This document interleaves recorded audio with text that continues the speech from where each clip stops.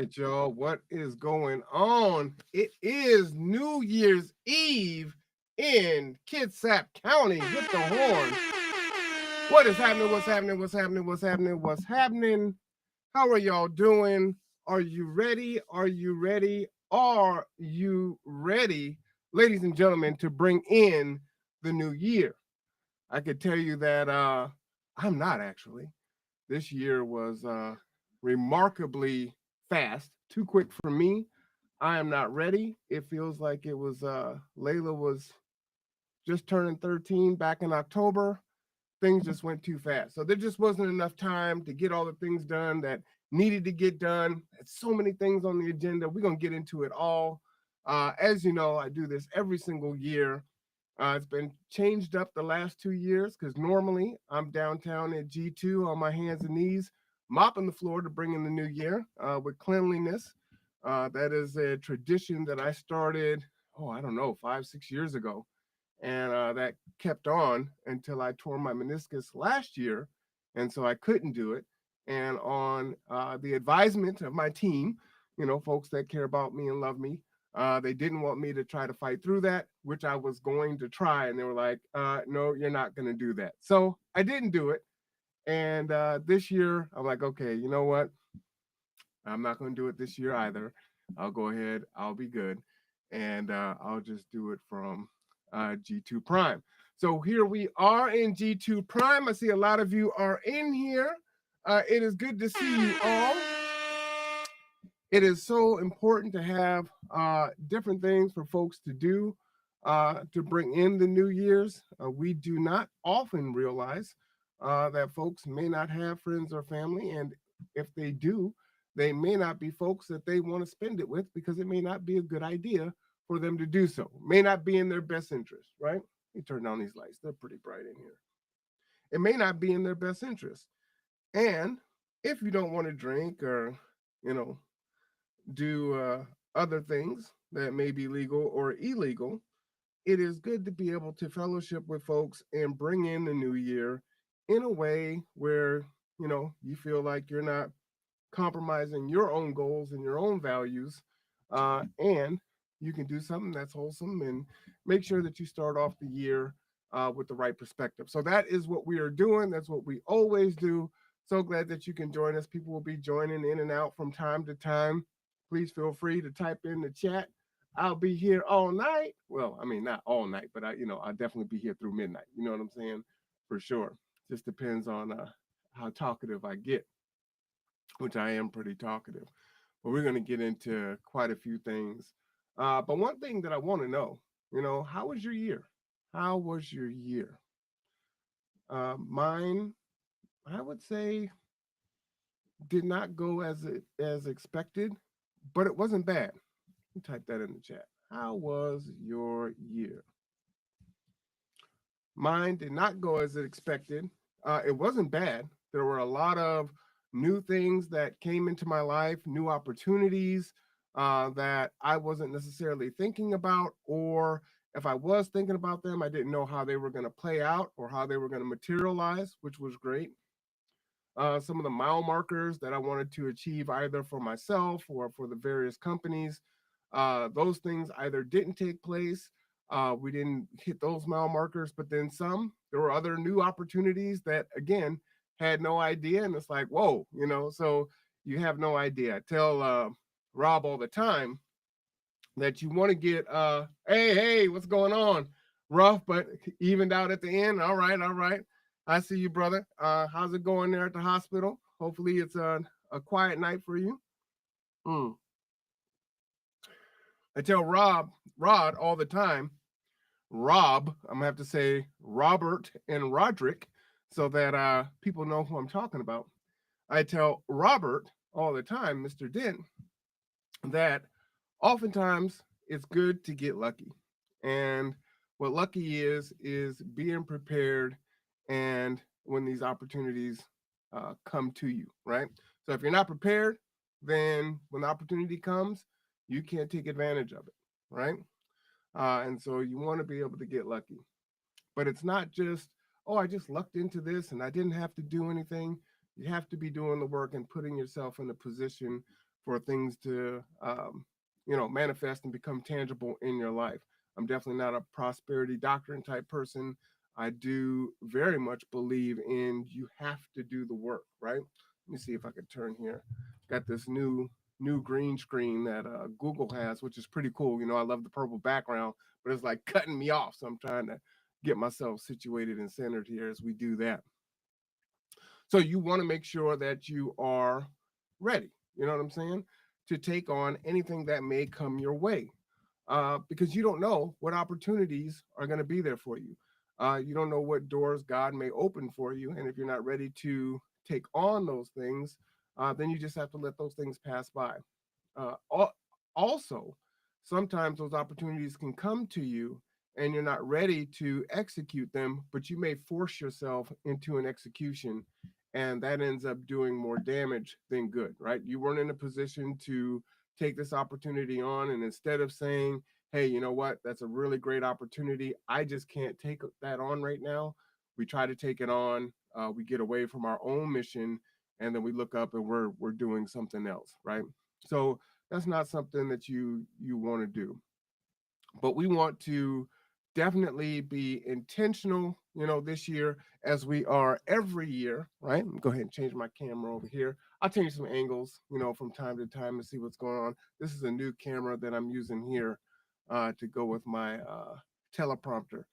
We will be doing coursework for people coming up in 2025. People wanted to have classes taught, and so we needed to add a teleprompter to our repertoire, if you will, so that they can read their class notes and look at the camera while they're doing it. So that is something that we're adding here. So things are just constantly changing and coming up, and that's exactly what I'm talking about. However, like I said, I was not uh I wasn't ready for this year. I mean, I thought I was. We ran for office in 2023. We didn't win that. We had our concession speech, which you know about, and I'm going to get into a lot of that tonight because that goes into a lot of what I've done this year and what's going to be happening in 2025 with me and folks that are around me. And, my plan was to kind of take a little short break. I mean, not take time off. I never take time off, right?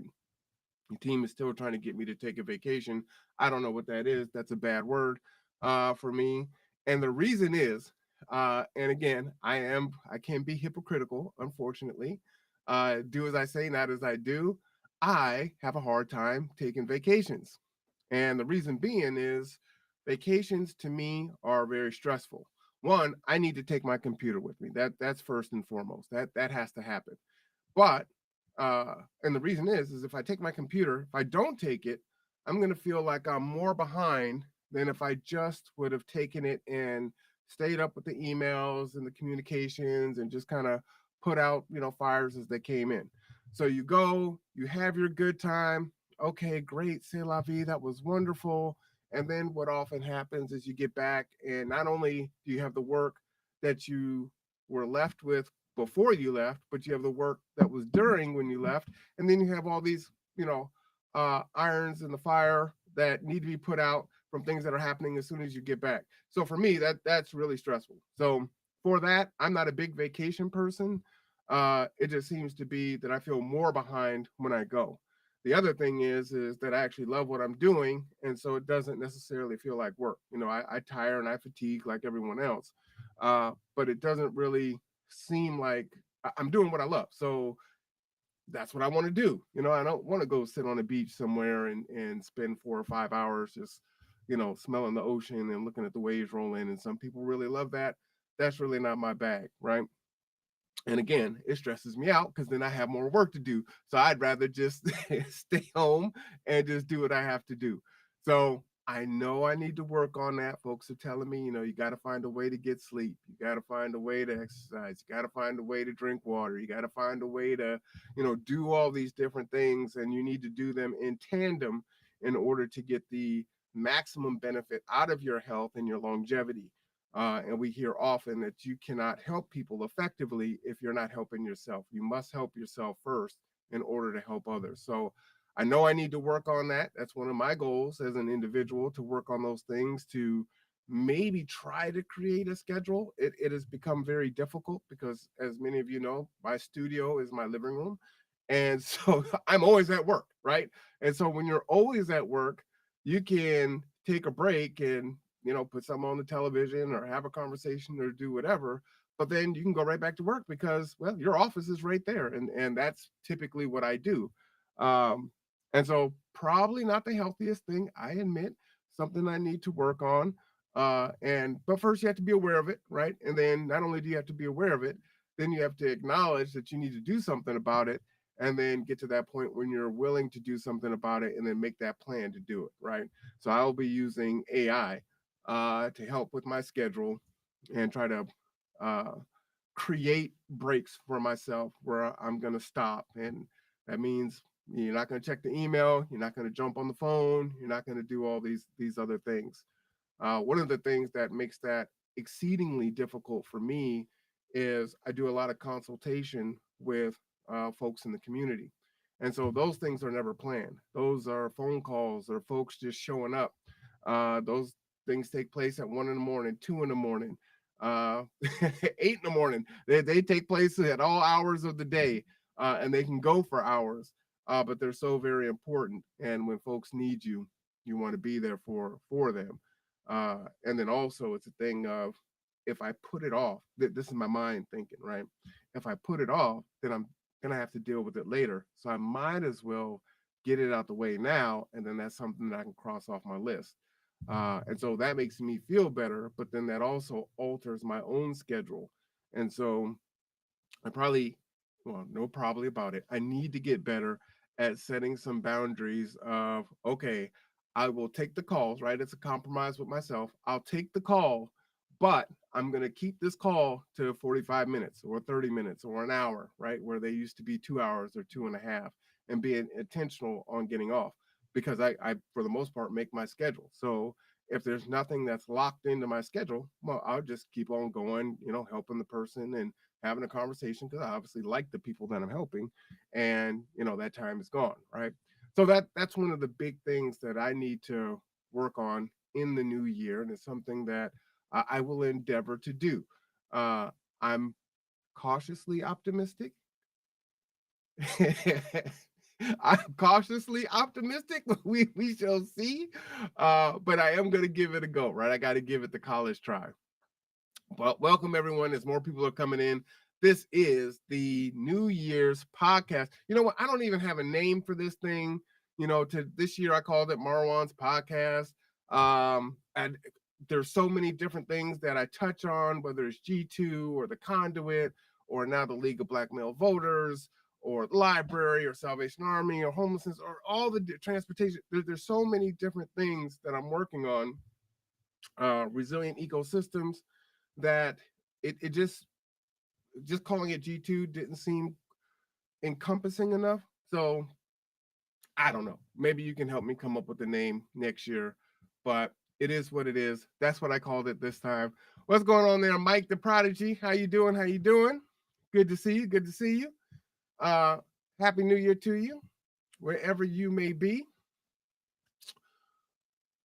But I wanted to reflect on 2024, and I hope that if you haven't done that, as I'm having this conversation with you, uh, you do that in your own head and think about, what were you telling yourself or telling other folks that you wanted to achieve or you wanted to work on going into 2024.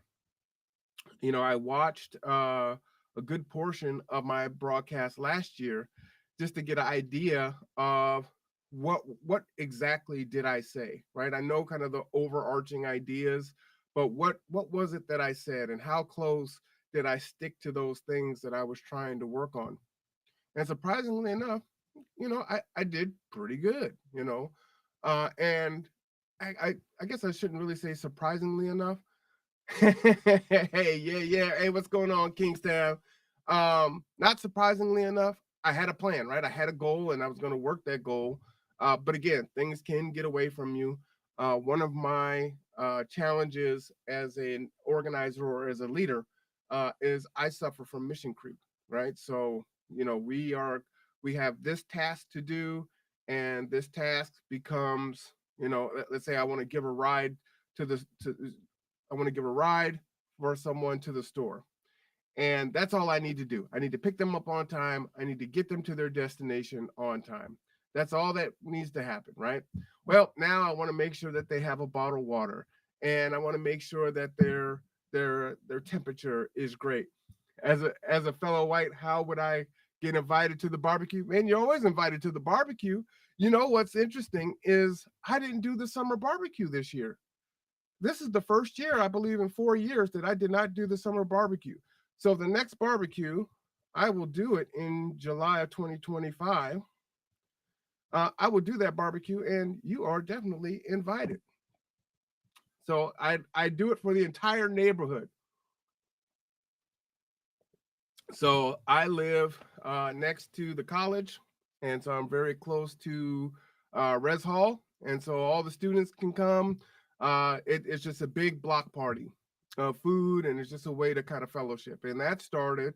Shout out to Mark Boatwright Frost and the Resilient Ecosystems team.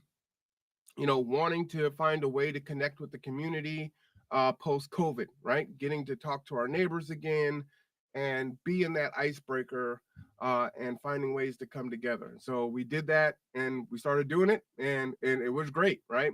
So this last year we just didn't do it. Are there any baddies there? Well, you know what? I would say that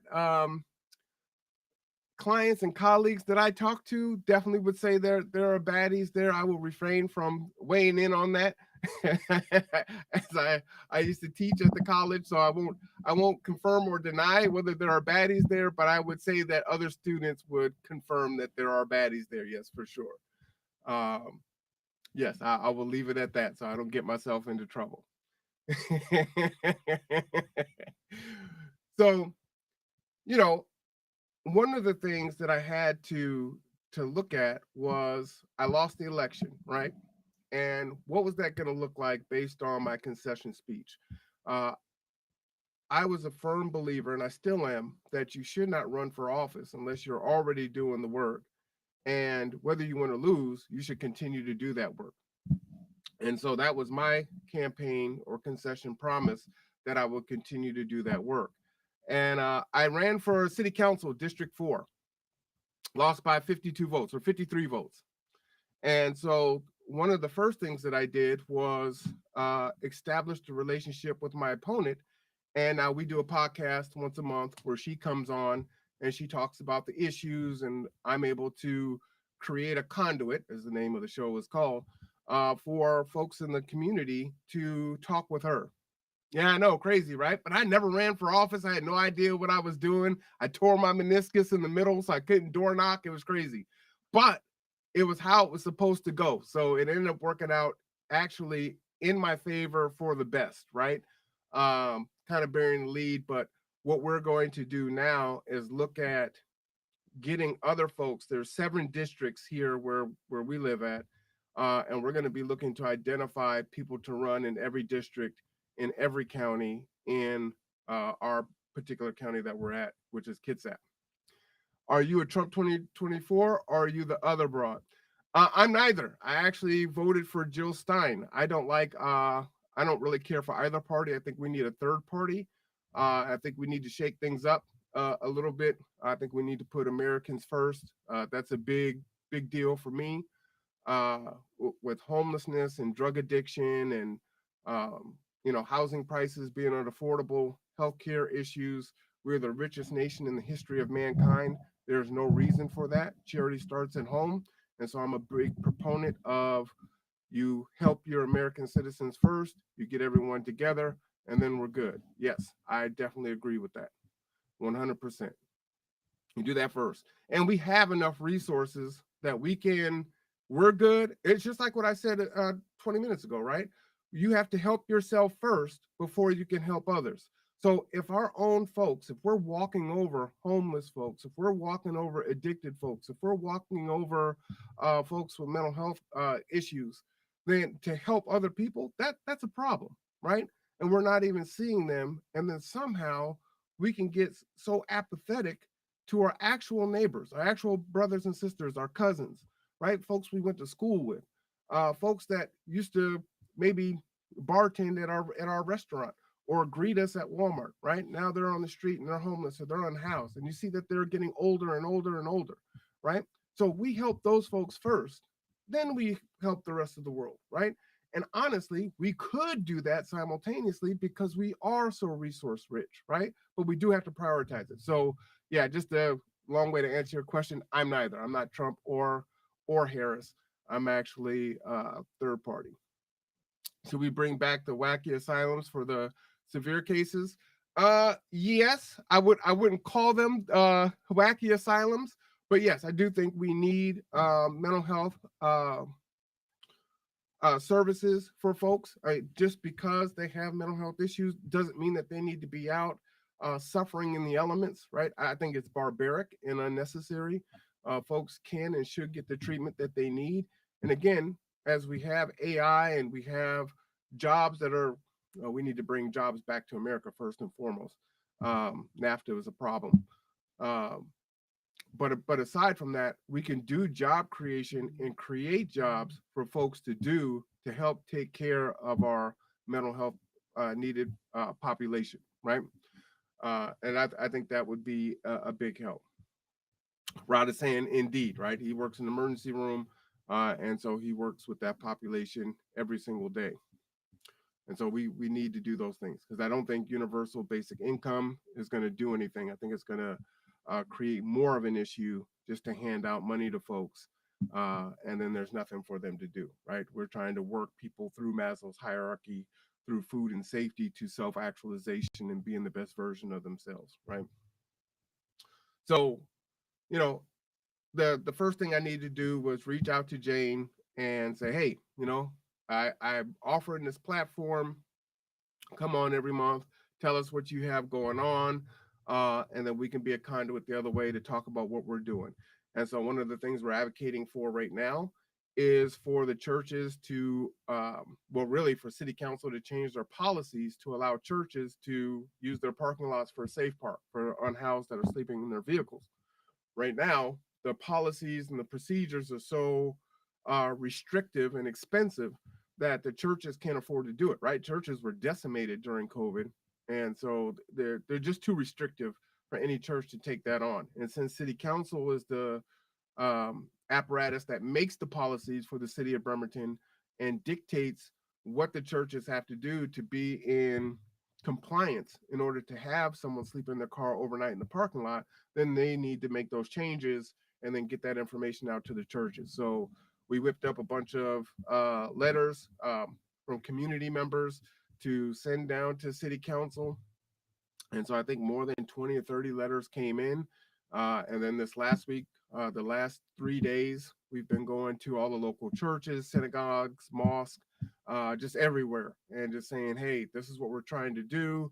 Could you potentially house 2 or 3 cars in your parking lot overnight and have some of the men in your group, just kind of check in, on folks and make sure everything is good. We don't want to inundate any one organization, but if everyone were to take, 2 or 3 cars, we could really put a dent in, safety, making sure people have a safe place to park. Uh, we can set it up to where families, park at this church, single men park at that church. We could do all kinds of different things if we just, put our mind to it and we have the political desire, the political will to do so, right? Uh, hey, we've got a deficit that is it's going to continue to go up, unfortunately. So we're going to have to take some of these things on ourselves, but you can't ask any one organization to take it on to where they collapse and they're crushed under the weight of it. So that was the first thing. The second thing was to continue to do the work, to continue to be an advocate for those in the community. And as many of you know, I have a transportation company, and here on the peninsula, it is very spread out. Our public transit is, used to run later into the evening, used to have weekend transportation. We don't have those things now. And while we have these new restaurants that are opening up, shout out to the Wendy's on Warren Avenue or Wheaton Way, unfortunately, there's no bus now. So how do these folks get home? So that's a cab or an Uber, and you're talking about maybe an hour or more of their employment just to get home from work, right? And everyone doesn't have a car, nor can they afford a car. And so, if you want them to access public transportation, then you have to provide it to them, right? And so, then it's a chicken and the egg thing. Is there demand for transit or not, right? Because that's what Kitsap Transit is going to look at, right? That's going to be one of the things. Well, if you only got two people riding a bus, well, then that's a problem.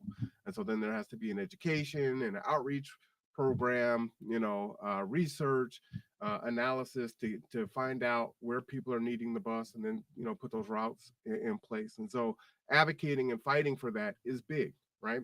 I just got a letter or a text from my landlord today. The unit next to me is coming open in March. So if anyone wants to come and live next to me, you can do that come this March. Unfortunately, the rent is going up to $1,800 a month. Mm. Now, only 2 years ago, I was paying 13. So you're talking about almost a 25% increase in 2 years. So for the typical Kitsap resident, what are they supposed to do to come up with an extra $500 a month, right? If you're watching the news, you're seeing all of the layoffs that are happening. I mean, from tech on down, right? So what are they supposed to do? Most folks are already door dashing, right? Many of your friends or family members that are door dashing. You're seeing some really nice cars that are door dashing, right? So people are doing what they can. They're cutting back and they're doing what they can, but it just cannot keep up, right? And so this is what we're faced with. So continuing to advocate is a big one. But I ended up going to a workshop back in March. And what was really interesting about this workshop, and shout out to Inatai, give them the horn. This was about that didn't sound like a horn. That's the horn. This was about creating a 501c4. So, currently, that I have a 501c3, which is centered around transportation and food and case management and things like that. However, they're about, well, one of the things that is on their goal sheet for 24 and beyond was to create for individuals to create 501c4s, right, which is more political in its operating, right? And seeing as last year I ran for office and the year before that wasn't even a thought and had no idea what I was doing, right? Uh, it's kind of this natural progression.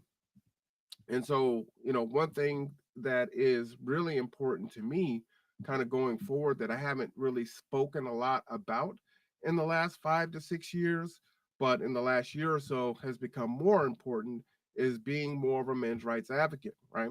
Uh, Hey, you've seen me in battles on Facebook going against feminists that all they understand is misogyny, but they've never heard the word misandry, right? And you never see those words on Facebook or YouTube or in classrooms or just really in the lexicon at all, right? And so if you have one, you must have the other. And so it has been really open season on the hatred for men for quite a while, right? And this is particularly damning and damaging to the community, right? And I've showed those numbers to you. Maybe I'll pull them up later. But here in the state of Washington, boys are leading in suicide and juvenile and jail and literacy and on and on and on, right? And so it's really important that I address these issues and that I advocate as one, I am a man, and two, I would like my daughter to find a good husband when she's 40. I joke. I like her to start her family way younger than that. Um, but those things are important, right? And so we have to grow and thrive together, and it's not a zero sum game, right? So yes, we need to do things that are equitable for our fellow women and make sure that they have what it is that they need. Simultaneously, that doesn't have to come at the expense of just destroying men in the process, right? So yes, you may need to give some things away, right? Power is taken, it is not given. And so there's an imbalance in different things, and we can balance some things out. They may not always, ever get to 100% even. That's fine, but it could get a little bit closer. But right now, the pendulum is swung so far left or so far right, however you want to look at it, uh, that we are watching some really bad things take place in this country, and quite frankly, on a global scale. And the one thing that you don't want is men being so apathetic that they don't have anything to fight for and they don't care for anything, right? That can be very dangerous. And even if you look at it from that kind of sideways view of your own self preservation, of not wanting, you know, gangs and violence and everything else, then you need to address and support these young boys and men and make sure that they have viable pathways and support so that they can, you know, get through school and, you know, transition into adulthood, start families if they desire, be productive members of society, and feel like they actually belong, right? And so those are things that I'll be talking about. But I'm also going to be talking about things that aren't on the typical menu, right? I'm a black man, if you haven't noticed, and I think tomorrow I still will be. But all that said, right? I don't need to talk about police reform. I don't need to talk about all the typical things that you hear day in and day out. For the most part, I'll tell you, right? We have PACT out here, which is the police and community together, where you know the churches and the community are meeting with the cops like once a month or however often they meet. These folks are friends, right? They're hanging out. You got ex gang members that are hanging out and spending time with them, and they have relationships with law enforcement. I can't remember the last time that we've had an issue recently, except for the the one big one um, that everyone knows about, where or especially a black man was um, unneedlessly assaulted by a police officer in Kitsap County. I don't know of any stories of that. I haven't heard anything in the paper. I haven't heard anything from the NAACP. So that hasn't been an issue here in Kitsap County. Now, yes, do we need to stay vigilant on there and make sure that we have good relationships with law enforcement? For sure. But that's not something that I need to advocate for because that already exists, right? I need to advocate for family court things, right? Need to advocate for jobs and careers and housing and programs like that. Those are things that I'm looking at advocating for. And so the League of Black Male Voters is the 501c4 that is going to be created in 2025. We've already been meeting. We meet on Saturdays here at G2 Prime. We have a good time discussing the issues. And as I shared before, we're a group that's open to all, right? It's not just for black men. And I mean, women can attend, anyone can attend the meetings if you are, you know, I mean, you can attend the meetings. But the hope is that you are like-minded in your thought process, in our thought process, and things that need to be advocated for. As you know, I did a panel for local office here, which Greg Nance ended up winning. This was during the primary, and during uh, that primary, I asked questions that they all admitted they had never been asked before. And so that means that our voices are not being heard, our issues are not being brought to the table, and those three candidates weren't even thinking about our issues in that regard, right? And so those things are very much a concern to me, right? And so these are things that I'll be advocating for into 2025. As such, when we look at, again, boys being affected by literacy rates and homelessness and suicide, right? Women and girls attempt suicide at higher numbers. Boys and men actually finish the deed at higher levels, right? And so with that, we have to address that, right? And then when we extrapolate that out and we look at it nationwide, these numbers tend to affect black men at higher rates, right? We're only 2.5% of the population here in Kitsap County, but when you look at it holistically nationwide, right, someone has to be that catalyst, right? It has to come from somewhere, and it doesn't have to come from Seattle or DC or or Maryland or California or Florida, that seed can be sparked from anywhere, right? Uh, all the laws and the policies that have been pushed through, that have been adopted nationally, don't all come from the same place, right? So they can come from small towns, and we can push forward, right? We can lead from the back and get our elected officials to do our bidding, our will, as it is we the people, right? That's how it's supposed to be. And if they're not willing to do that, then we go ahead and we run people and elect people that are willing to do that. And so that is a big deal for me. That is what uh, the League of Black Male Voters is going to be doing. We have a tremendous amount of respect for the League of Women Voters. And so we will pattern much of what we do off of them because they have been leading for over 100 years. And in some regards, if it's not broke, don't fix it. However, they have the things that they advocate for, and so we're going to advocate for what we need to advocate for. So that's a big one. That's kind of an individual piece for me, and also a community piece for me, right? And so, kind of reflecting on that, I already knew whether I won or I lost that I had to continue forward politically in one regard or another. And so, as I was saying, King's Tab, I think losing actually was a good thing. I would have been too inundated had I won to start this 501c4.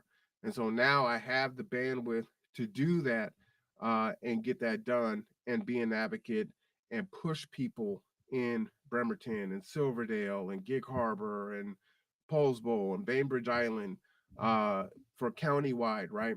And either for those that are sitting in those positions now to get them to advocate for our issues and or to find candidates that will and then run those folks against them wherever they may be, whether it's Democrat, Independent, or Republican. And so that's the plan. That's the plan. That's what we're going to do for 2025 and beyond. And again, we already started, so we've been meeting probably, I'd say 3 or 4 months. I have more fried chicken in my house than I had in the last 15 years. Well, no, that's kind of a lie because when we were doing the parties 2 years ago, we were cooking for like 80 people, so that was a lot of chicken then. But man, every Saturday is fried chicken in here, or I cook. So I made spaghetti this last Saturday. We had potato salad, fried chicken, and we get down, right? So I believe in serving the men and making sure that we've got something good to eat. We're busy trying to take care of ourselves and our families, and so when they have that little bit of time that they've carved out, that sacrifice that they're making to make their communities a little bit better, I want to make sure that they have what they need. Nothing wrong with the yard bird. Yeah, whatever, man. It gets so excessive. You know what I'm saying? I think maybe we need to do a tofu substitute, maybe, or maybe a nice, nice salmon or some whiting or something like that, just to, give the chicken a rest. It's just so excessive. There's so much chicken. It's ridiculous. So nothing wrong with the yard bird. So that's a big one. Um, one of the things that we have going on with G2, if you remember, back in 2023, we purchased our second wheelchair van.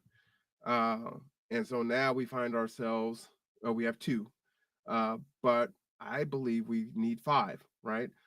That's how much we've grown. We have actually added probably 15 to 20 new contracts to our organization, right?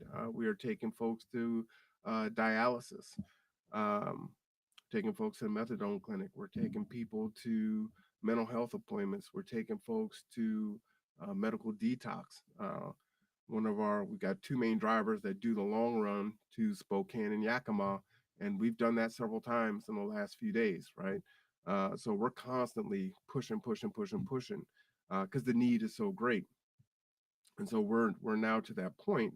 Kitsap County is an older population, right? This is a retirement destination for a lot of folks, and as such, you have a lot of folks that need that wheelchair van, either to walk up the ramp so they can get in, or they need to uh, use their walker or be in a power chair or in a regular wheelchair. And so our business has picked up so much so that the demand is there, and that takes quite a bit of time. That's a it adds quite a bit to a ride, right? It's not like taking someone who can ambulate, uh, drop them off, they hop out, they go in, and they come back, they get in, and then we go, right? There's more time that's into that. And then many of these appointments may be in Seattle. And so we're going from Bainbridge to Seattle, or Gig Harbor to Seattle, or Bremerton to Seattle, or wherever we're going. And so the need is just there, right? And so we've been able to make it work. Shout out to the team, Rob and Stephanie, and other dispatchers in there, and the drivers all make it work somehow, some way. They do a fantastic job, which I should take some time out right now and just acknowledge the staff of G2. We've had some new people come on this year, and so we want to say that we appreciate all the new people that have come on.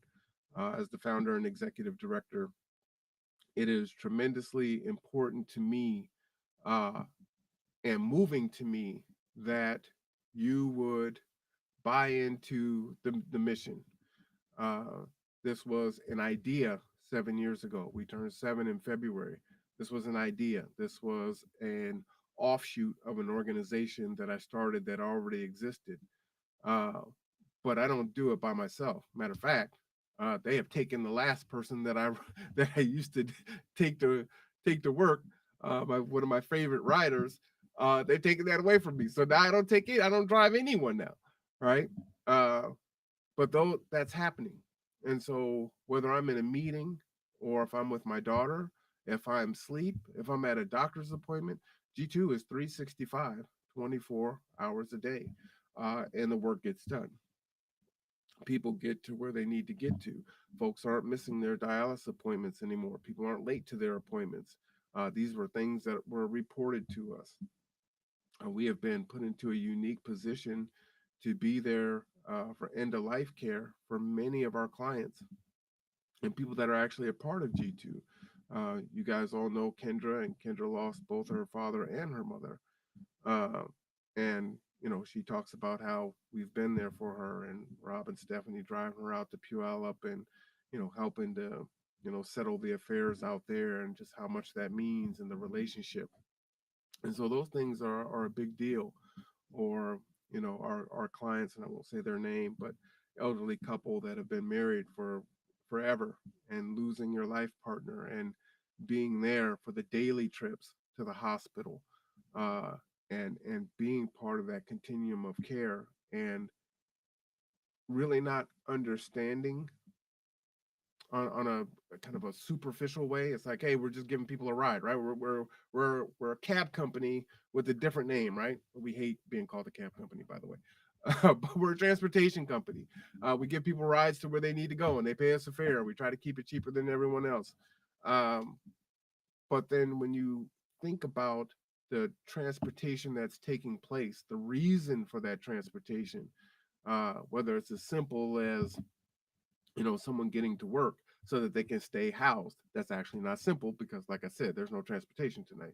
If it's someone getting their dialysis or their methadone, if it's someone getting to their mental health appointments, uh, and so that they can continue on with their sobriety and be healthy from a mental standpoint, and navigate life. If it's that end of life care, those things that pop up, and having that relationship where they get to know the drivers, and the drivers have relationships with the clients, and they have become like family to them. So that's a really big deal.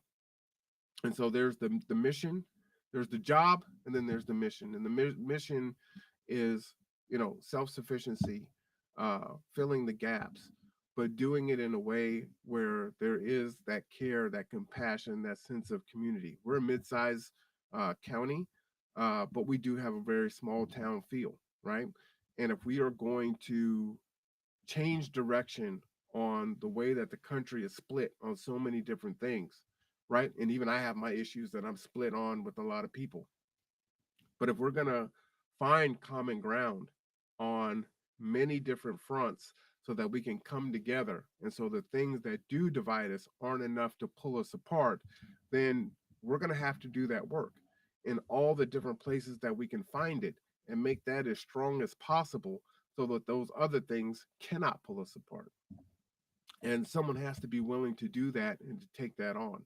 And I will be forever grateful to all the drivers and volunteers of G2 that help us with that mission to ensure that people get to where they need to go. I don't know why my camera just decided to start wigging out on me. So let me just switch this one over here. I'll come over here for a little bit since it just wants to act up. But that's a big deal. And I just want to say thank you uh, with as much sincerity as I can muster, because that is truly a big deal to me. An idea is an idea, right? And we are interdependent when we're healthy. We don't want to be codependent, and we don't want to be independent, right? We want to be interdependent. And I depend on the drivers, the dispatchers, the volunteers, the sleepless nights, the sacrifices, and all those things that take place in order for G2 to be what it is and to thrive and make sure that people get to where they need to get to. They get their toiletries, they get their rental assistance, all the different things that we've done over the last 6 years has been phenomenal. And so I thank you all. Folks have done that while going to school, working through their own personal issues. And I'm a big proponent on, if you are working on yourself, and some people really have a lot to work on, it's like watching paint dry, right? It took time for you to get into the situation that you're in and to navigate out of it. And so it might take 2.5 years, 3 years to get that degree. You may be going to a mental health counselor for several years before you start feeling like yourself and you're good. But instead of watching the paint dry, if you can help others while you're getting your own help, you're not watching that clock, right? You're helping folks. Those endorphins are released because you're helping people. You don't feel as powerless. You feel like you can make the world a better place, that you have purpose, and that really does help.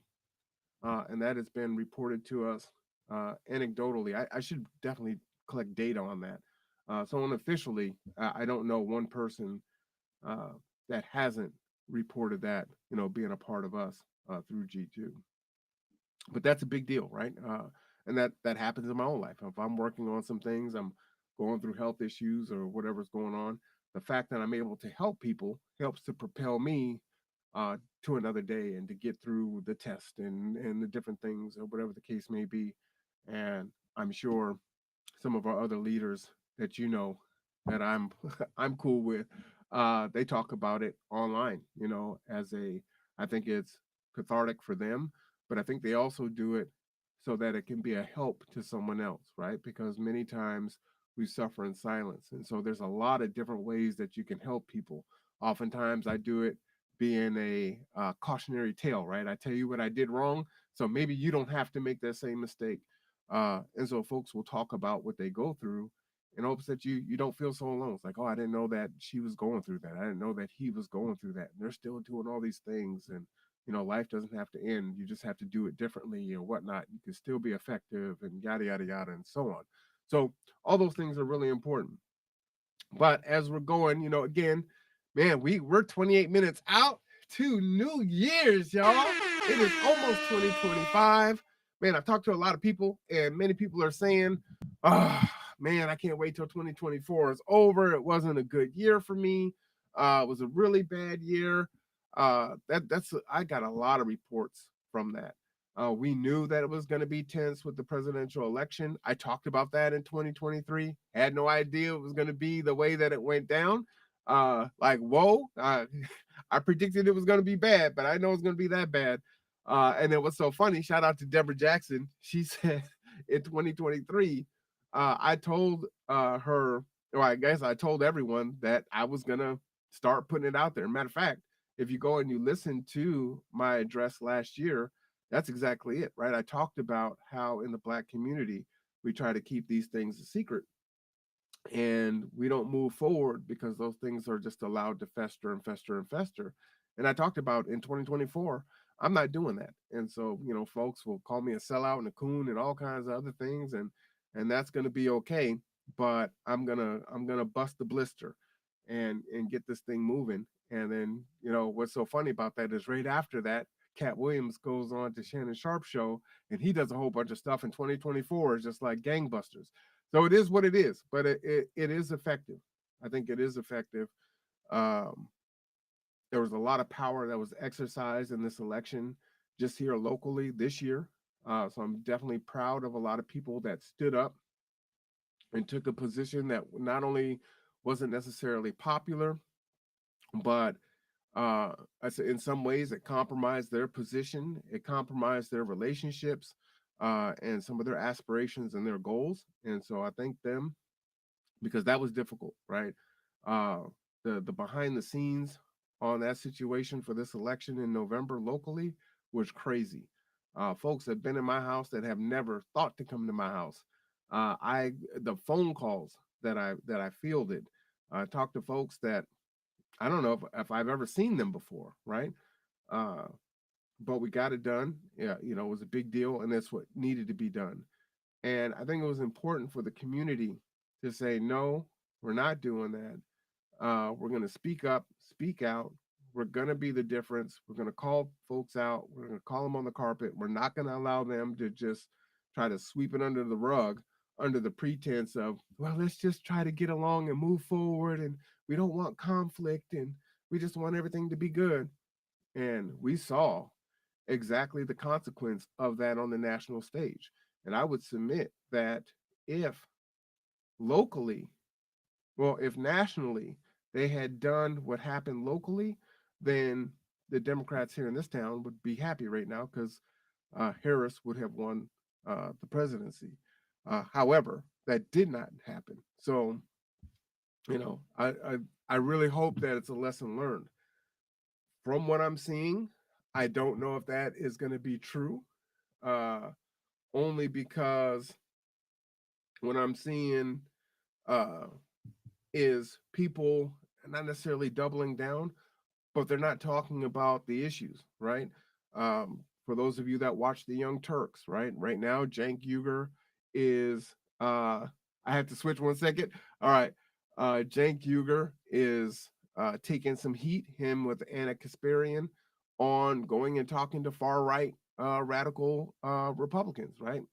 Um, and not talking to progressives, and that's causing a serious chasm in the Democratic Party, right? Folks, big big dollar donors, in the seven figures, are defecting from the Democratic Party for their different reasons, right? And so there are a lot of issues that are there, and quite frankly, there's an election that comes in November, and if I have to come to you, if my community has to come to you and say, hey, you're still not talking about this, that, and the other. You know what's important. You know what's important to our community. You come to Juneteenth. You know what's important to our community. You come to ML King. You know what's important to our community. You come to the KBSU. Shout out to Jewel, right? So you come to all these things. You know what's important to us, but yet when you're in Olympia, you don't talk about it. And yet when you're in your circles, you don't talk about it. You only talk about the certain things, the same safe things that you've always talked about, but somehow I'm your girl, I'm your boy, right? We're cool. I love the community. We all together, but you never talk about our issues. Or I got to look into that, or I got to do this and I got to do that. But that never happens. You never do look into it, right? And so those are the issues. And I'm not going for it. The men in my group, they're not going for it. And what you've done, they interview us, and here we are. Yeah, exactly. We're not going for it. And I will share with you, this election cycle, 4 of the League of Black Male Voters were over 50 had not voted. Had not voted. Maybe they had voted once in their life or twice in their life, but they had not been voting. They voted this year. That's a big deal. You're talking. I don't think people realize how hard it is to get an apathetic person to vote when they don't believe that their vote counts, especially when you think about the electoral college, right? If you're a Republican here, you feel like your vote doesn't count. You're in a blue state, right? It's super blue. So, and vice versa. So if you believe that these politicians never talk about your interest, that it's falling on deaf ears, they're not going to advocate. They're just going to shake and nod your head and laugh with you and have a good time, and that's it. Then you're not going to vote because you feel like, what's the point? They voted this year. That is huge. I think that's a huge win for us, for the league in 2024, and I hope to quadruple that in at the minimum. you know, yeah, people think disenfranchised means the actual laws behind voting. It's much more than that. Yeah, for sure, it really is. It really is. But we have to be the ones to do it, right? Again, if you get an email from me, I believe it is signed at the bottom. Power is taken, is not given. No one is going to give you anything. You are going to have to take it. You are going to have to fight for it. You are going to have to advocate for it, right? There are a lot of good things to fight for. The problem is, in particular, the Black community, uh, other things start taking precedent, right? Oh, well, this is a hot button issue. This is a hot button issue. There's a hot button issue. Ha ha, Jinx. There's a hot button issue, and down we go. And that's when you look and see that by 2030 something or 2050, I believe it is, the median household income is going to be zero for the Black community, right? That right now it is tenfold for the white community compared to the Black community, 117,000 to 17,000. That's what it is currently, right? Uh, where in 10 years, I believe here in Kitsap County, only 11% of homeowners will be Black. So I just shared with you that by the house next door is $1,800. So you can see that there is no pathway to home ownership, because how many jobs at McDonald's and Burger King do they have to work to try to get that 20% down and get their credit rating up? And go to school.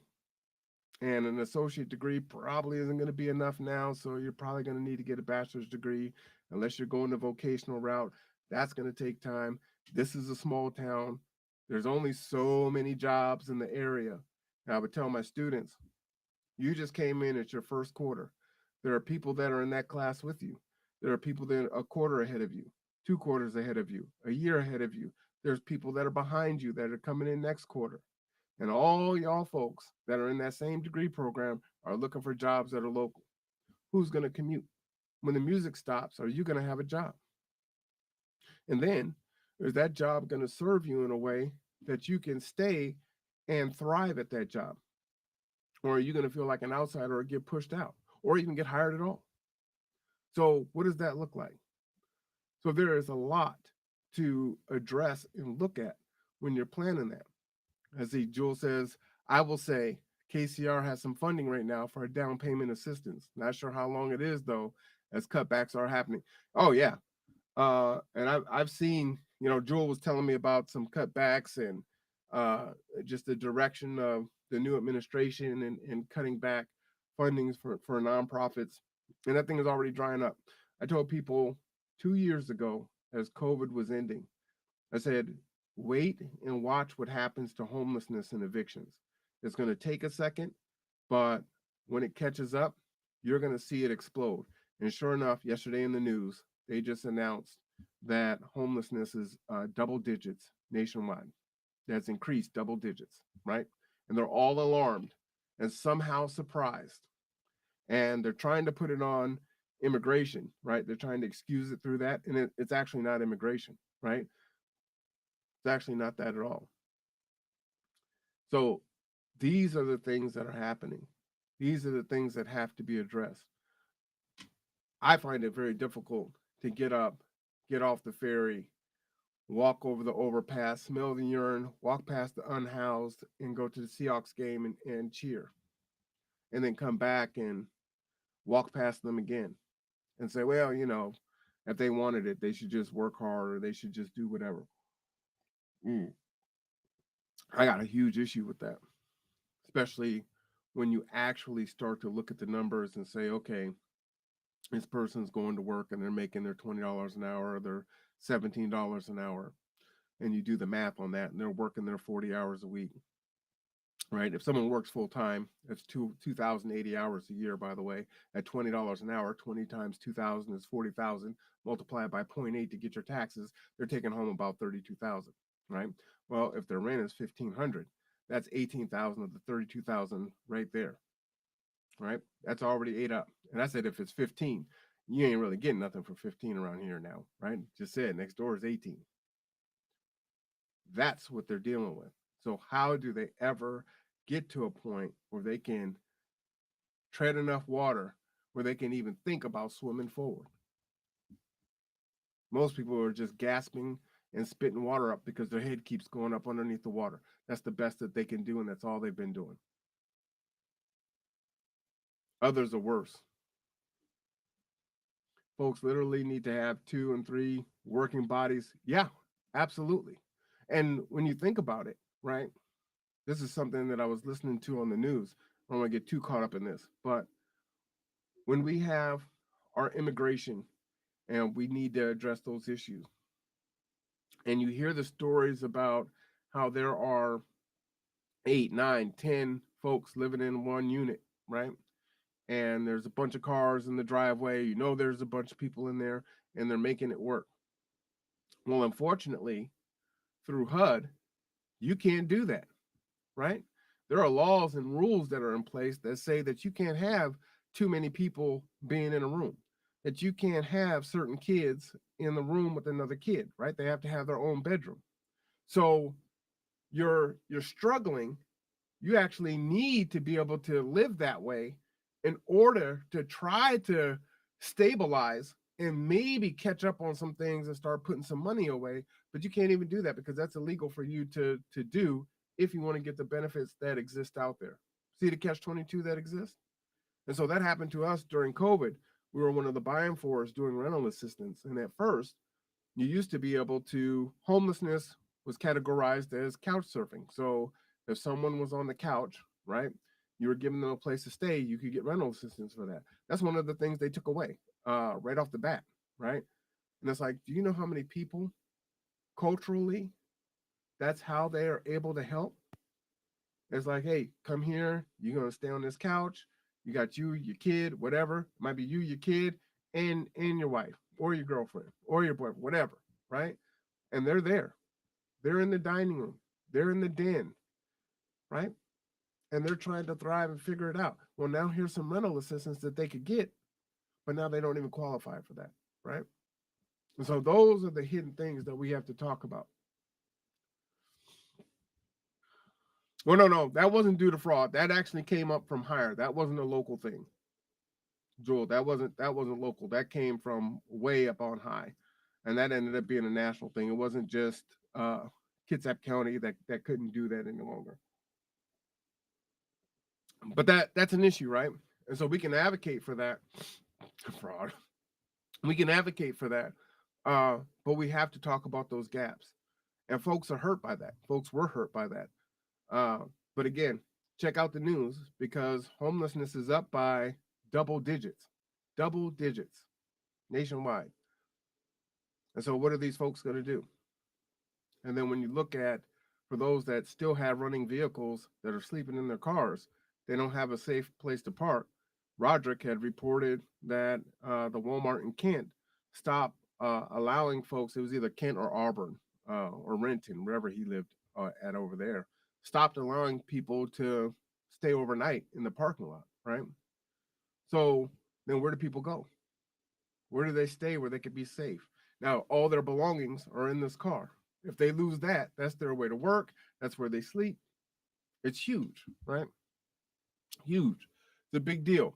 Let's see. Oh, we got 12 minutes. We got 12 minutes. Man, I just went off on a tangent. You have no idea. I've got 5 pages of notes, and I'm still on page 1. I guess I was talking, boy. It's all good. But that's a big deal. Let me look at my notes really quick here. You know what? I'm gonna spend this next 12 minutes because I know some will drop off after midnight, and I want to talk about relationships. And Jewel and I don't know if we'll get there. I meant come down from the state. Didn't realize it was a federal thing. Yeah.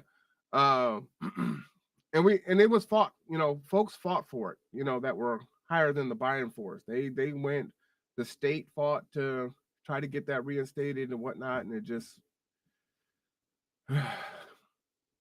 Jewel and I were going to do a podcast on relationships, which would have been very fiery. And we're just too busy to do it, unfortunately. But there is an issue, right? And this issue stems on there is a gender war in the Black community for sure, but it is not just the Black community. My focal point will be that in this particular conversation, but do know all communities are facing that, right? When we look at feminism and independence and technology, and women can put off having children until later. They don't have to be in a relationship, right? They're not forced to be in a relationship because they can take care of themselves and they can thrive. The history of mistreatment from men to women and women to men, however we want to look at it and want to blame people, it exists, right? There is a gender war. And if you talk to people, you hear it. Unfortunately, there's a lot of folks that are in echo chambers that don't get out of their own echo chamber. These are folks, I don't want to pick on the churches, but oftentimes they are older folks that have been in relationship and married for more than 10, 15, 20 years, and that's their circle, right? And so that's who they work with and that's who they deal with. And they're not hearing the conversations of Gen Xers and millennials. They're not hearing about polygamy and ethically non-monogamous and just all the different things that exist. And what that is doing to our community, right? People, I believe, do want to be in a relationship, but we don't know how to be in a relationship with each other. We don't know how to compromise. We don't know how to sacrifice. It's work. It should just be easy. And now we're in a microwave society, right? We go to McDonald's, we get it instantly, we throw it out. It's DoorDash now. We don't even have to go, right? First, you had to walk into the restaurant and dine. Then you had fast food. Then you could go through the drive-through. Now they'll bring it to you, right? So we are so fast right now that we're doing that with our relationships at the same time. And I would submit that many of us are going to suffer because we don't know how to be in relationship, but we can't afford not to be in relationship and not thrive, right? So maybe you can hold on to your single family dwelling by yourself, but your house poor and you can't do anything else, right? And people around you are telling you, you're a strong Black woman. I don't need no woman. They tell you all these things. Yeah, no, relationships aren't easy, whether intimate or platonic. Yeah, facts. And so we're just willing to throw them away at the drop of a dime, right? If it don't serve me, it's gone instantaneously. Well, she did this, she did that. Well, what did you do? And so that should always be the question when someone says, "Hey, well, this person was this, that, and the other." One, why'd you pick them? Two, seems like you have picked that same person 4 or 5 times. And then 3, what was your part to play in that? Because you are the constant in that equation. And so those things have to be talked about. And I think if our community is to thrive and to work toward any type of generational wealth, which I abhor that phrase. I hate it. I cannot stand that. And I think that most people that are teaching financial literacy are fraudulent grifters because you cannot have generational wealth without having family. And the family has to be intact generationally. I really want you to think about that. You managing a bank account and you saving up for retirement ain't enough. If you're buying PlayStations and tennis shoes and all this other things, that the sacrifice that you make is for the generation behind you. That's generational wealth. It's going that way. And we're already behind. Oh, Dr. Bryant. Oh boy, I will go in on Dr. Bryant. She is terrible. She is a horrible person. We really need to do our show, Jewel. We really need to do our show for sure. Man, I mean, it'll be fire. We'll have to come up. We definitely have to have a social contract because we will be really mad at each other. But we have to look at it, right? There is no way forward unless we address that. You have folks, Jewel and Darius have been married. How many years have you been married? Pastor Johnson, I think they just came up on 40 years or something like that. They've been married for a long time. There are Dr. Kim and Ken Riley, right? They've been married for quite a while. So we have these examples of long-term marriages, and not that it's all, you know, sugar plums and gingerbread all the time. It's hard, and things could have gotten really bad in their relationships, and we just don't know about it, right? But life is easier from them from a financial standpoint. They're able to put their kids through school. They're able to weather medical issues. They're able to take vacations. They're able to save for retirement. They're able to move back down south or wherever home is. They're able to do those things. 14 years married, 20 years together, right? Let me hit the horn for that. That's a big deal. That's hard to do. That's hard to do. I think we were together 16 and we were married 10. I mean, that was it. So it was a good run. Just couldn't go the distance, unfortunately. Don't look at us. Heck no. No, yeah, there are issues, for sure. No relationship is perfect, right? I definitely couldn't be married with you because Darius has the patience of I don't even know. There's nothing in the book. You should look up patience in the dictionary, and I think it should just be there, right? That man is he's a man's man for sure. But he's very measured, and he understands himself. He understands you, and he's committed, right? And he could, from what I see, he makes that commitment every single day, and that's what it takes. And we're not willing to do that now. And when I say we, I am including myself in that. I'm not willing to do that right now. I'm very hard to get along with. I want things how I want them, and I can compromise on some things, but I have my deal breakers like many people do. I'm about the business of helping out the community in the ways that I do it. That this is what I've dedicated my life to. So if you don't fit into that, you're not going to fit with me. We struggle, but we have an open communication, and that's just half the battle. Laugh out loud. He does have more patience than me. Yeah. Oh, facts. Big facts. But that is huge, right? And what's nice is, although I wouldn't want you to show that in public for other people to see, it is shown, and at the same time, every day, every day, every day, every day, you guys are still together. You're still doing the work together.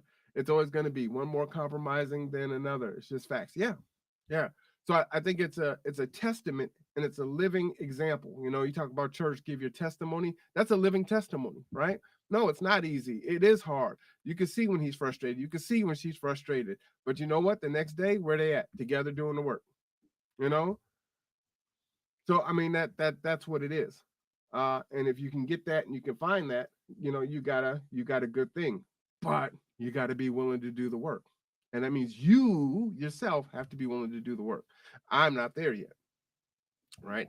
Hopefully I will get to that point. But yeah, I don't think I'm tough to be with. I'm just hyper focused on what I'm focused on. I think I spoil people. I treat them very well. I do, but you know, it's got to be what it's got to be. But we got 2 minutes left, so you know we need to go ahead and get ready, uh, and make sure that we. Oh, look at that! People are wishing New Year's.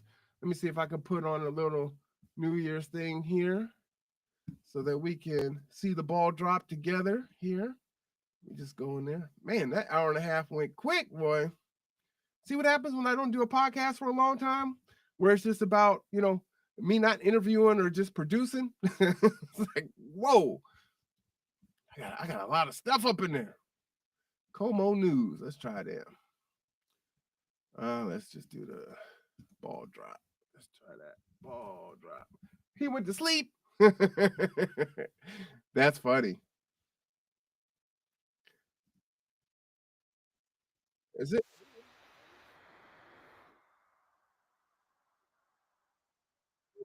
Love y'all.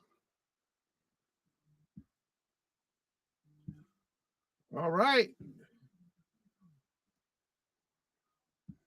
I hear the fireworks coming. 37 seconds.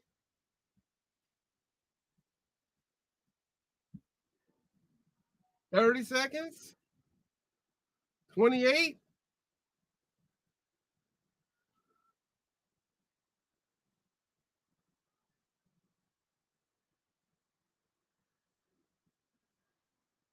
15, 14, 13, 12, 11, 10, 9, 8, 7, 6, 5, 4, 3, 2, 1.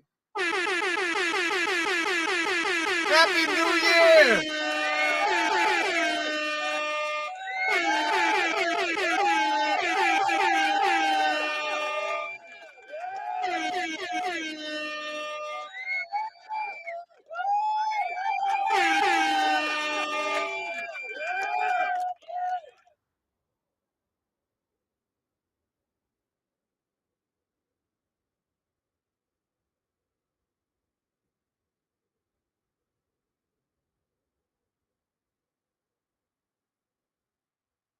Woo!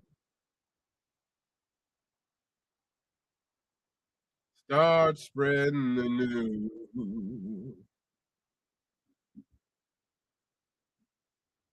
Yeah, I'm leaving today.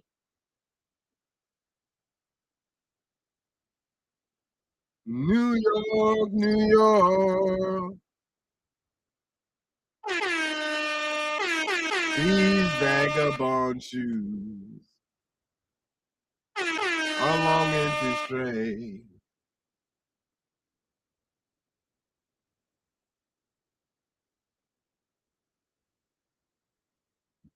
All right, y'all. That is the New Year's. We have made it. It is officially 2025.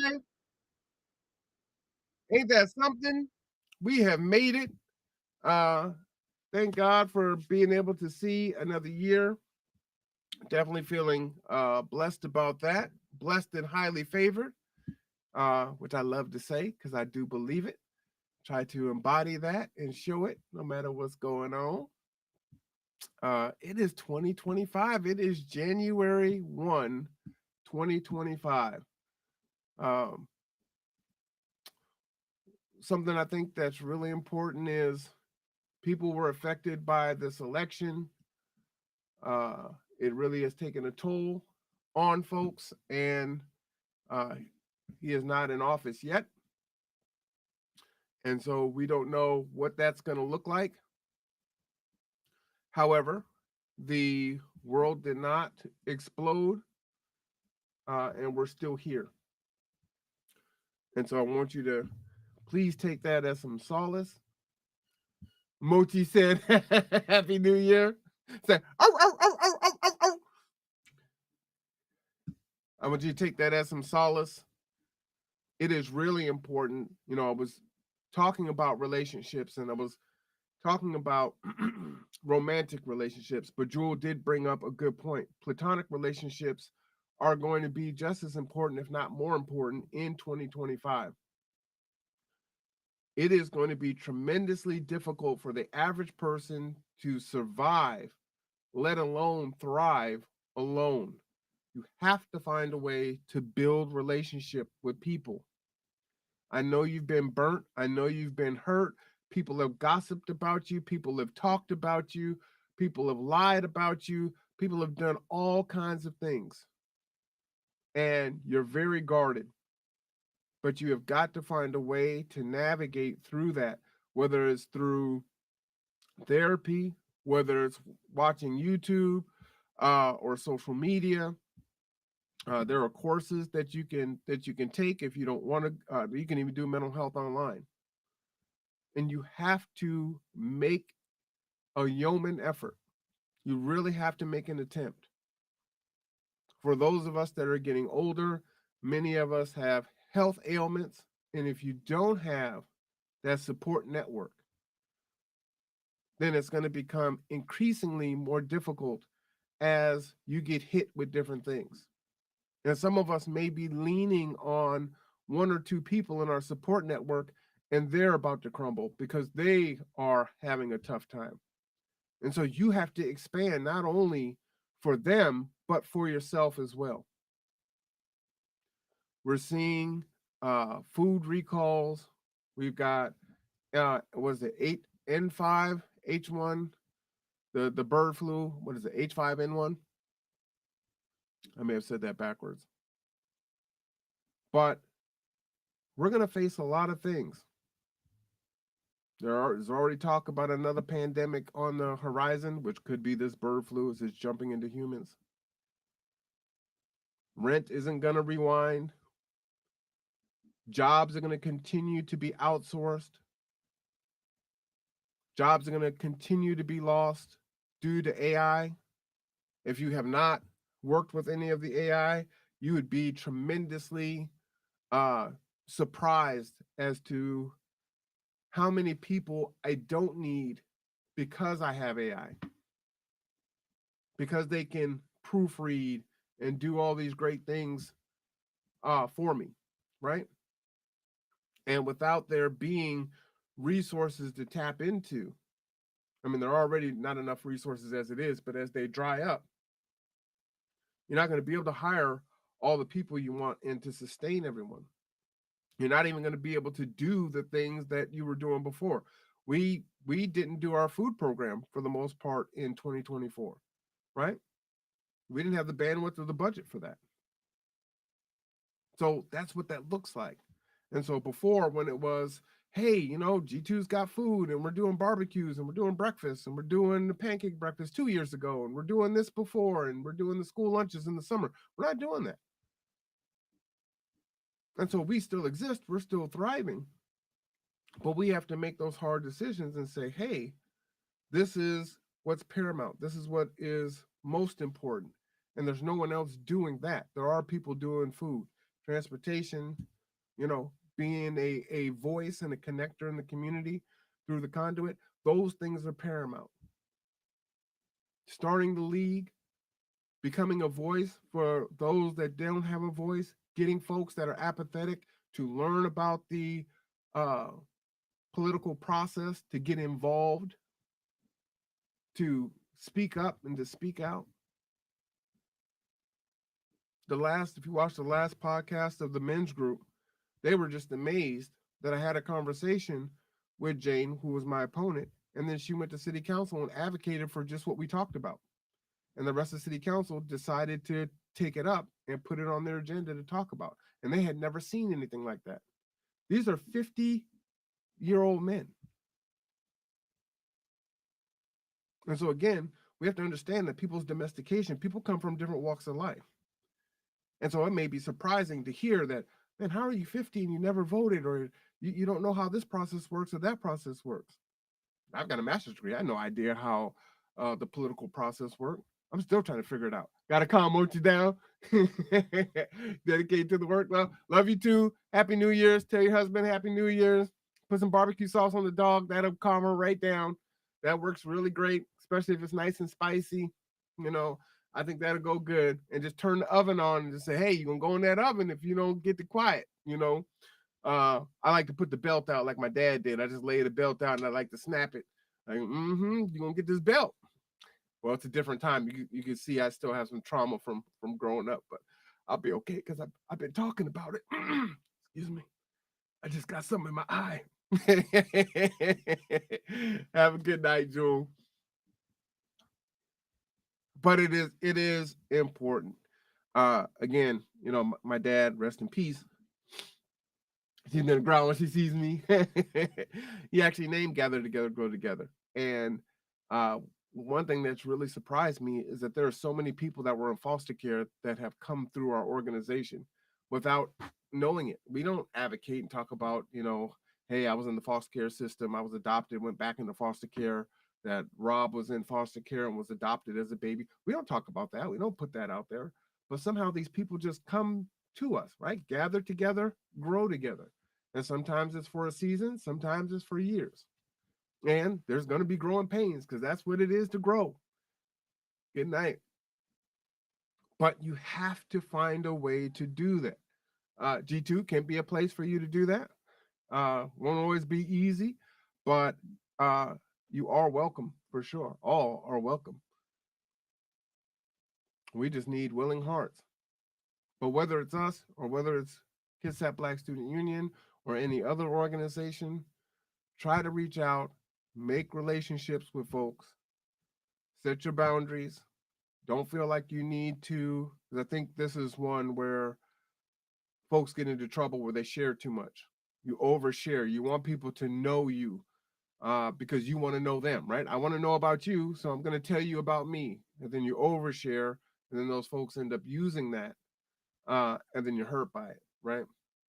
We don't have to overshare. You can share when you're ready what you want to share. And even then, there's just some things that you don't need to share. If you meet me, you don't have to run into your background with me, right?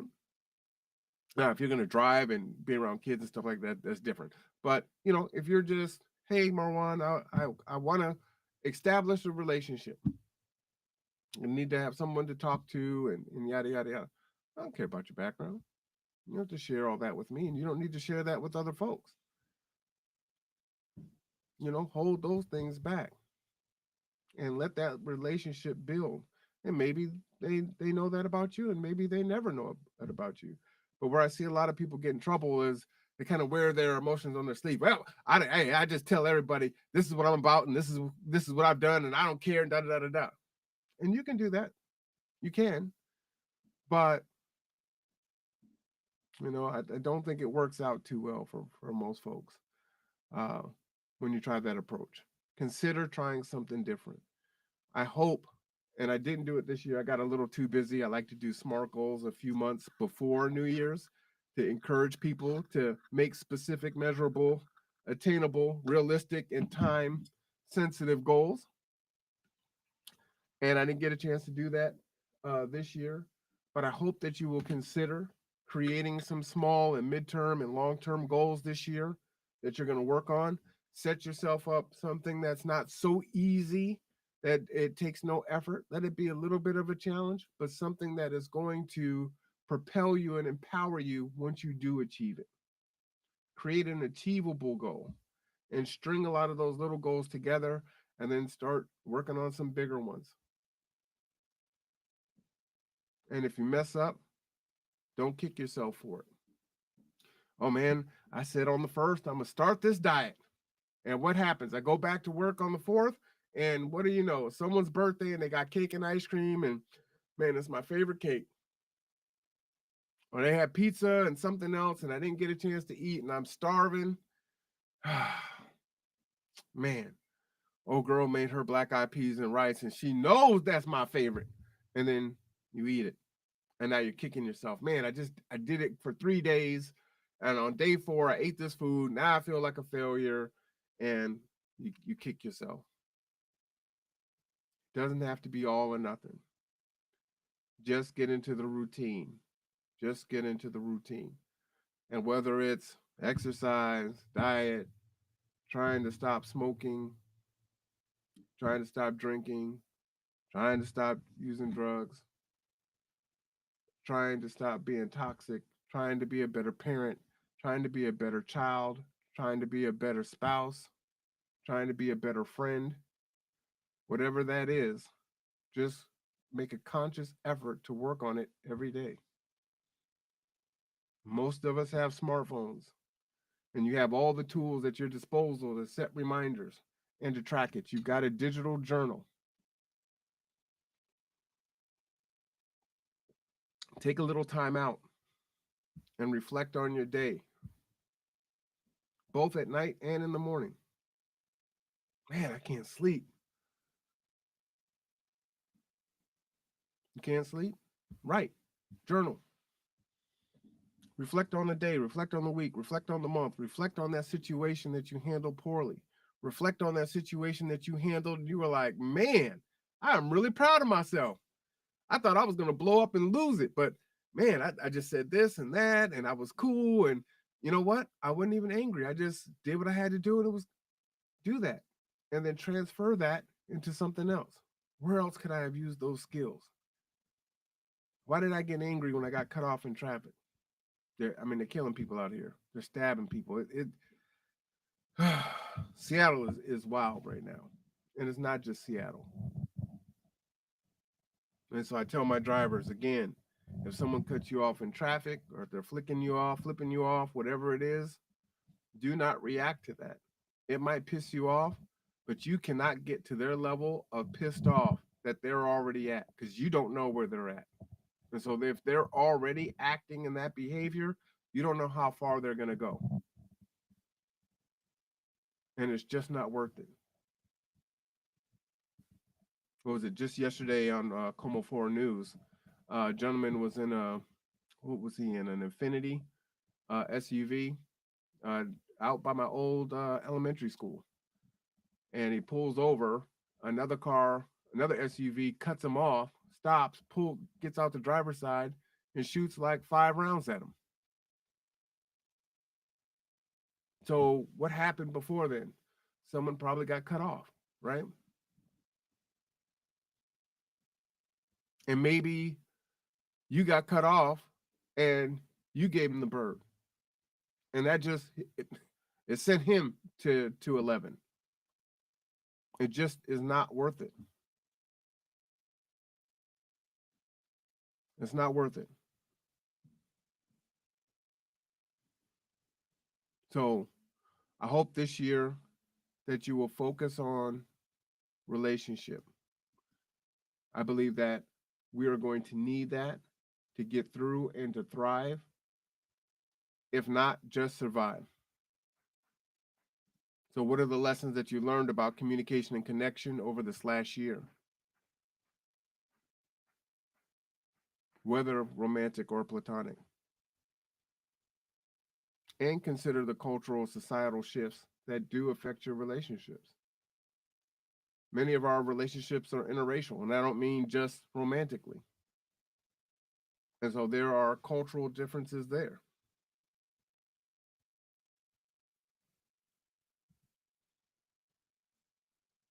I also want you to work on your computer skills. Please work on your computer skills. I work with a lot of different organizations, and so many of them do not have basic computer skills. And there was an article in the news recently, in this last week, showing that the youth did not have computer skills. Using TikTok and putting videos up aren't computer skills. Can't write an email, can't use Excel. They have no work-based computer skills. So please work on that. There aren't enough jobs. Well, I should say there's not enough careers. And there definitely aren't enough jobs, especially those that are paying a livable wage for you to thrive. And so I've got to pick the person. If I'm hiring, I need someone that is multifaceted. Unless I have the luxury and the need to hire a specialist. But in particular, I need someone that has a driver's license. I need someone who can cook, that has customer service. I need someone that has computer skills.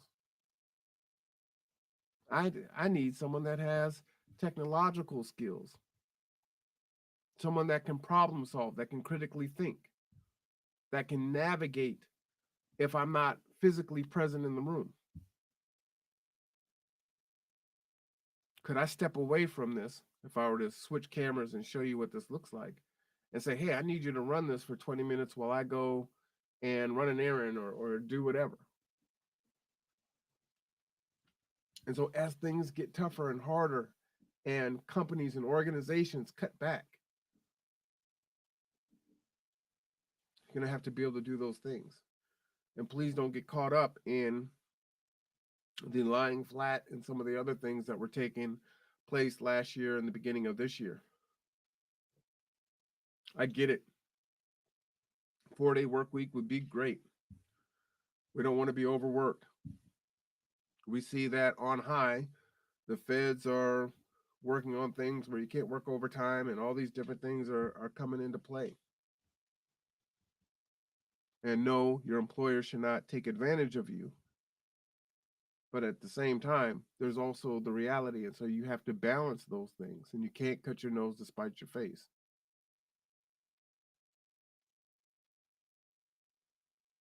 On top of that, you should always be learning as a lifelong learner. What other skills can you put in your tool belt? Maybe this is just a stop for you. This isn't your final destination. You're gathering your skills that you're going to take somewhere else, that you can leverage. So please get into technology this year. Get your youth into technology this year. Make sure that they're able to do those things. I have a lot of folks that are going to college now, and the joke is, I don't need a keyboard. Why do I need to know how to type? Well, because you are doing 20 words a minute or 15 words a minute with a lot of errors, and one page of paper typed is 750 words. So now you do the math on how long it takes for you to do 15 words a minute and divide that into 750, and you've got a 4-page paper. So now it takes you 5 times as long to do a paper that it takes for me to do, because time is your greatest asset, but you have to use it wisely. And many of us have kicked it. We partied. We showed out. We showed up. We had a reverse mullet. Party wasn't in the back. The party was in the front. We got it done first. We did it backwards. So, yeah, you might have to buckle down. You're not going to be able to hang out in McLeod's and the garage and Horse and Cow and whatever else is out there. Maybe that's going to have to be a rarity for you. Where when you come out, then you're a celebrity because they haven't seen you in 3 months. Because you're on your business. You're trying to ensure that things are going to hopefully get easier for you and not increasingly more difficult year after year after year.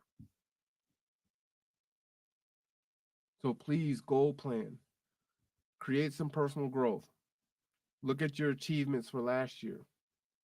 Build on that. And build on your learning opportunities. Because you learned.